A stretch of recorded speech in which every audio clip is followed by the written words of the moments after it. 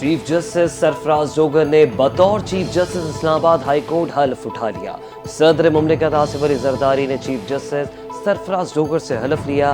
ایوان صدر میں حلف برداری کی تقریب میں وفاقی وزراء کی شرکت، چیئرمین سینٹ یوسف رضا گیلانی، وزیر اعلیٰ پنجاب مریم نواز سمیت سینئر وکلاء کی بڑی تعداد شریک ہوئی۔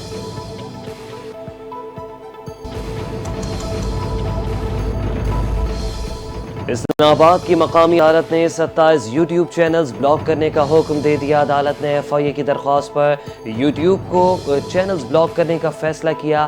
جوڈیشل مجسٹریٹ عباس شاہ نے یوٹیوب چینل بلاک کرنے کی ایف آئی اے کی درخواست پر سماعت کی اور 2 صفحات کا تحریری حکم نامہ جاری کیا۔ حکم نامے میں کہا گیا کہ ریاست مخالف مواد کے حوالے سے ایف آئی اے نے 2 جون کو انکوائری شروع کر دی۔ عدالت نے کہا کہ ایف آئی اے کی جانب سے شواہد سے عدالت مطمئن ہے، قانون کے مطابق کارروائی کر سکتے ہیں۔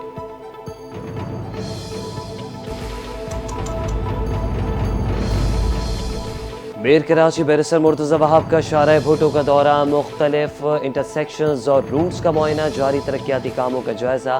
میڈیا سے گفتگو کرتے ہوئے میر کراچی مرتضی وہاب نے کہا کہ کراچی کی ترقی شاید کچھ مخصوص عناصر کو ہضم نہیں ہو رہی۔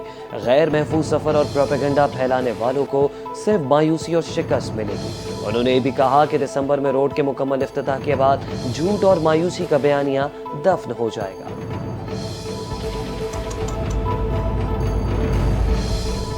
راولپنڈی میں 90 سے زائد بوسیدہ اور خستہ حال عمارتیں خطرناک قرار، میٹروپولیٹن کارپوریشن نے عمارتیں فوری خالی کرنے کا حکم دے دیا۔ خستہ حال عمارتوں کے مالکان کو انخلا کے نوٹسز بھی جاری۔ نوٹس کے مطابق موسلادھار بارش کے باعث بوسیدہ عمارتیں کسی بھی بڑے سانحے کا سبب بن سکتی ہیں۔ خطرناک بوسیدہ عمارتوں کی مرمت کروائی جائے یا انہیں گرایا جائے۔ عدم تعمیل کی صورت میں مکینوں کے خلاف قانونی کارروائی بھی کی جائے گی۔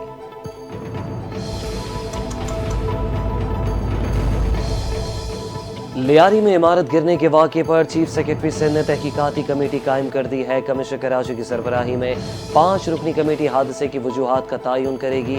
کمیٹی 48 گھنٹوں میں اپنی سفارشات اور رپورٹس پیش کرے گی۔ مستقبل میں عمارتیں گرنے سے بچاؤ کا لائحہ عمل بھی تجویز کرے گی۔ خطرناک عمارتوں سے شہریوں کے انخلا کا مؤثر حل تجویز کرے گی۔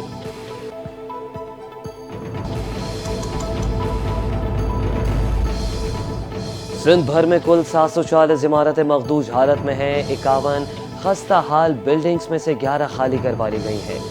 کوشش ہے کہ تمام عمارتیں خالی ہوں۔ سندھ کے سینئر وزیر شرجیل انعام میمن کہتے ہیں کہ جس کے پاس کوئی دوسرا رہائش نہیں ہوگی تو حکومت وقتی طور پر شیلٹر دے گی۔ بغدادی میں گرنے والی عمارت کے مکینوں کو 2023 اور 2024 میں نوٹسز بھیجے گئے تھے۔ واقعے کے بعد ایس بی سی کے ڈی جی کو عہدے سے ہٹا دیا گیا۔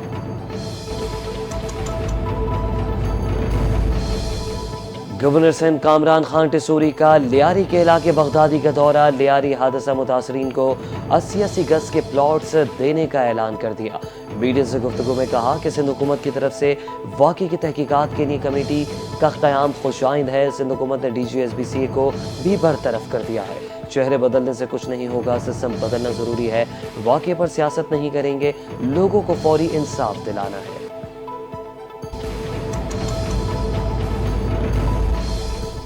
وزیر داخلہ محسن نقوی کا حوالہ ہنڈی اور بھیکاری مافیا کے خلاف سخت ایکشن کا حکم۔ بھیکاریوں کو بیرون ملک بھیجوانے والے ایجنٹ مافیا کی سرکوبی کا بھی حکم۔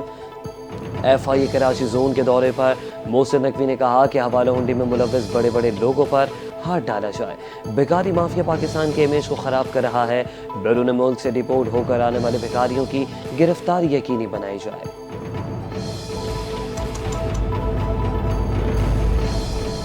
بھارت ایران کی طرح افغانستان بارڈر بھی ویسے ہی انتظامات ہونے چاہیے۔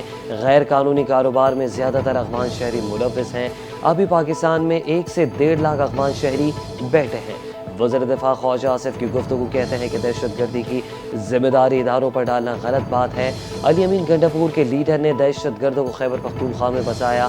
پی ٹی آئی کے لوگ اپنے لوگ علی امین گنڈاپور پر تنقید کر رہے ہیں۔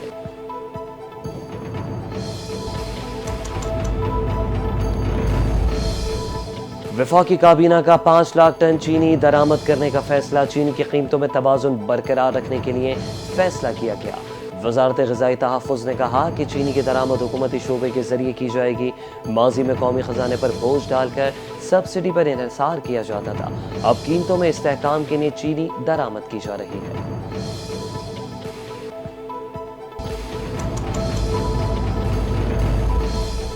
स्पोर्ट्स जर्नलिज्म ने पाकिस्तान में खेलों के फ़रोग़ में कलीदी किरदार अदा किया है। स्पोर्ट्स जर्नलिज्म नौजवान खिलाड़ियों में हौसला और जज्बा पैदा करेंगे। ग्रास रूट से कौमी सतह तक खेलों को उजागर करने में सहाफ़ियों का किरदार काबिल सताइश है।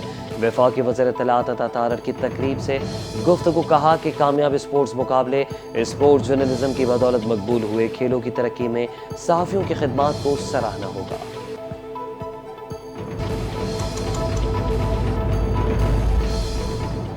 दौरा बांग्लादेश के लिए कौमी टीम के 15 रुकनी स्क्वाड का ऐलान। ग्रीन शर्ट्स की क़यादत middle order batter Salman Ali Agha करेंगे।